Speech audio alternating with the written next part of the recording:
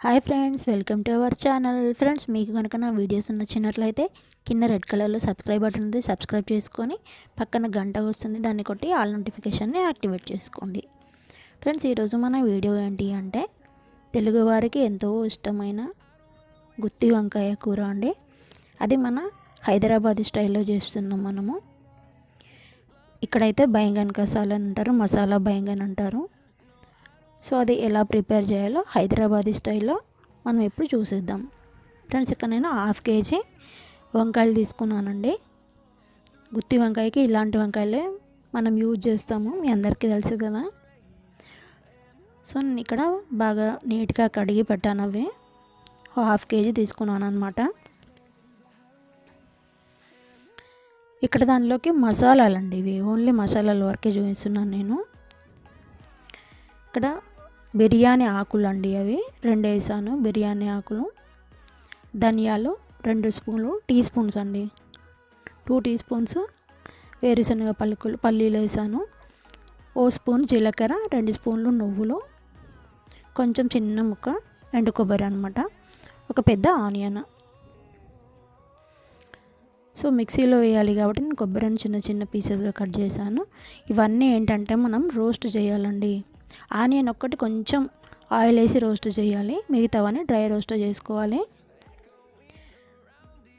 So ఇక్కడ ఫస్ట్లో అది వేడి తక్కువ ఉంటుంది కాబట్టి నేను ఈజీగా ఫ్రై అయ్యేవి కొంచెం అంటే మీద ఫ్రై అయ్యి ఉంటాయి కదా, అది వాటితో స్టార్ట్ చేస్తున్నాను అనమాట. ఫస్ట్ జీలకర్ర వేసాను, తర్వాత బిర్యానీ ఆకులుండి,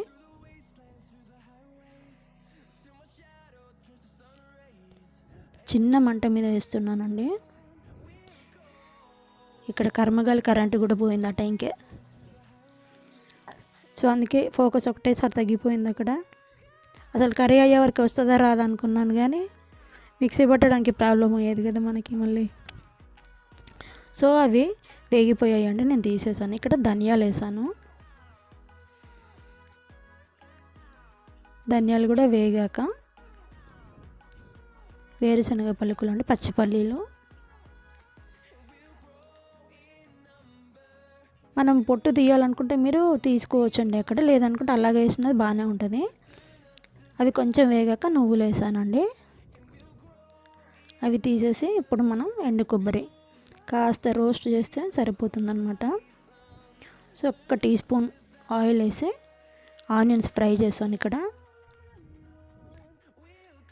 మరీ ఎక్కువగా ఏం ఫ్రై అవసరం లేదండి, జస్ట్ ట్రాన్స్పరెంట్గా అయితే మనకు సరిపోతుంది.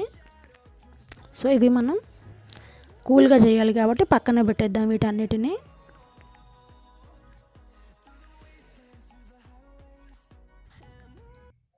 ఇప్పుడు వంకాయలు కట్ చేయాలి కదా మనం. సో ఇక్కడ వాటర్ వేసాను, వాటర్లో సాల్ట్ వేయాలండి. ఎప్పుడైనా మనం కల్లుప్పు అన్న వేయచ్చు, లేదా మన వేరే సాల్ట్ ఉంది కదా సన్న ఉప్పు, అదన్నా వేయచ్చు.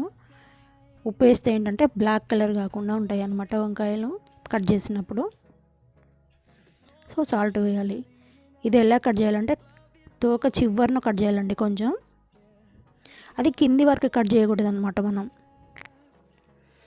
గుత్తి వంకాయకి చేసినప్పుడు కింది వరకు కట్ చేయకూడదు, ఎందుకంటే అవి ఉడకగానే విడివిడిగా అయిపోతాయి అన్నమాట, దేని దానికి సపరేట్ అయిపోతుంది.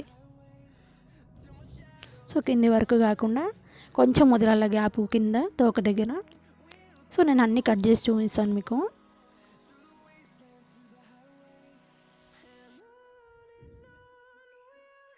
చూసారు కదా ఫ్రెండ్స్, అన్నీ కట్ చేశాను నేను ఇక్కడ. సో ఇప్పుడు మనం మసాలాలు చల్లగా అయితే మసాలాలు పెట్టాలి కదా, సో ఆ ప్రాసెస్ చూద్దాం ఇప్పుడు.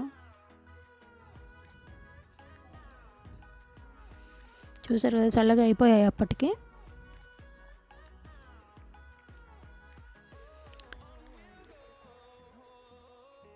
మనం ఇప్పుడు దీంట్లో ఆనియన్స్ వేయట్లేదండి, ఆనియన్స్ చివర్లో వేద్దాం. ఇవి పట్టాక ఇవి కొంచెం కొంచెం వాటర్ వేసుకుంటూ మనం మిక్సీ పట్టాలండి. మరీ ఒకటేసారి వాటర్ వేయకుండా కొంచెం వాటర్ వేసి. చూసారు కదా నేను ఆనియన్స్ కూడా వేసి పట్టేసాను దాంట్లోనే. ఇక్కడ 1/2 టీ స్పూన్ పసుపు అండి, 1 టీ స్పూన్ కారం పొడి, కొంచెం అల్లం వెల్లుల్లి పేస్ట్ అండి, ఇక్కడ మీ టేస్ట్కి సరిపడా ఉప్పు. నేనైతే ఈ కల్లుప్పు వేస్తానండి. ఆల్మోస్ట్ ఆల్ కర్రీస్లో అయితే ఇదే వేస్తాను.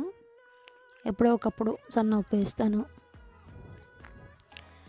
సో మనం మిక్సీ పట్టేసాం, చూసారు కదా. మన మసాలా రెడీ అయిపోయింది. సో ఇప్పుడు స్టఫింగ్ అనమాట. మనం స్టఫింగ్ చేయాలా.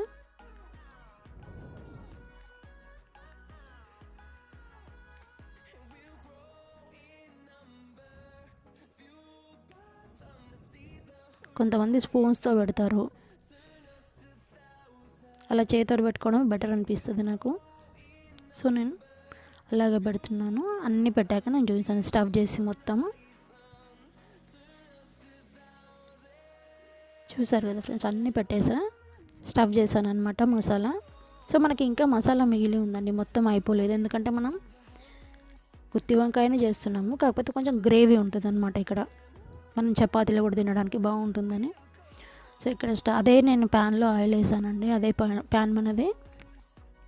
కొన్ని పోపు గింజలు వేసి 2 పచ్చిమిరపకాయలు వేసాను. అవి కొంచెం వేగాక కరివేపాకండి.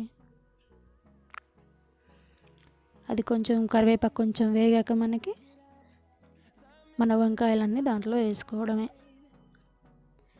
ఇవన్నీ వేసాక మనం వాటర్ వేయకూడదండి. ఇప్పుడు 2 నిమిషాలు ఇలాగే పెట్టేద్దాం మూత పెట్టి. ఆయిల్లో వంకాయలు కొంచెం కుక్ అవుతాయి అన్నమాట, మంచి టేస్ట్ ఉంటుంది.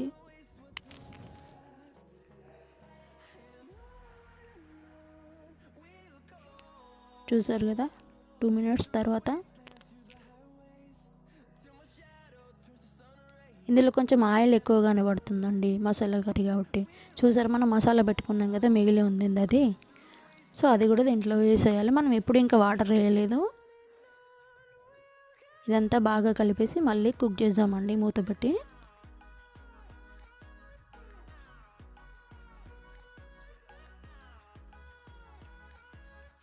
చూసారు, ఆయిల్ అంతా పైకి వచ్చేస్తుందంటే కుక్ అవుతుంది మంచిగా.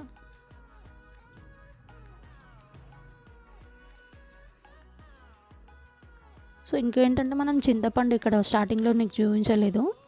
ఓ పెద్ద నిమ్మకాయ సైజులో చింతపండు అండి. చింతపండు నేను మంచిగా శుభ్రంగా కడిగేసి నీట్గా నానబెట్టి పెట్టాను.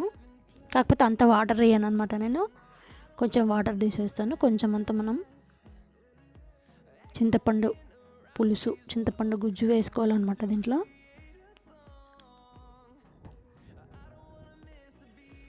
సో ఇక్కడ ఏంటంటే మనం వాటర్ కన్సిస్టెన్సీ చూసుకోవాలి కాబట్టి నేను ఇందాక అది ఉండే కదా మసాలా వేసింది, మనం దాంట్లోనే కొంచెం వాటర్ వేసాను. సో ఇప్పుడు పుదీనా వేసానండి. మసాలా కర్రీ కాబట్టి మనకు పుదీనా కంపల్సరీ వేసుకోవాలా మనం. ఇక్కడ నేను చింతపండు గుజ్జు వేసేస్తున్నానండి, చింతపండు రసం. మనం స్టార్టింగ్లో ఎందుకు వేయలేదు అంటే చింతపండు ఎక్కువ ఉడికితే చేదవుతుందన్నమాట.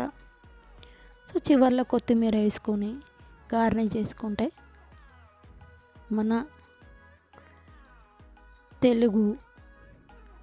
తెలుగు వారికి ఇష్టమైన గుత్తి వంకాయ కర్రీ రెడీ అయిపోయిందనమాట. అది మన హైదరాబాదీ స్టైల్లో. సో ఇక్కడ నేను గ్రేవీగా చేశానండి, మళ్ళీ చెప్తున్నాను. ఇంత గ్రేవీ లేదు, తగ్గించుకుంటామంటే మీరు తగ్గించుకోవచ్చు ఫ్రెండ్స్. ఓకే ఫ్రెండ్స్, వీడియో ఎలా వచ్చిందో మీరు ట్రై చేసి నాకు చెప్పండి. Thanks for watching friends. Next వీడియోలో కలుద్దాం ఫ్రెండ్స్. బాయ్.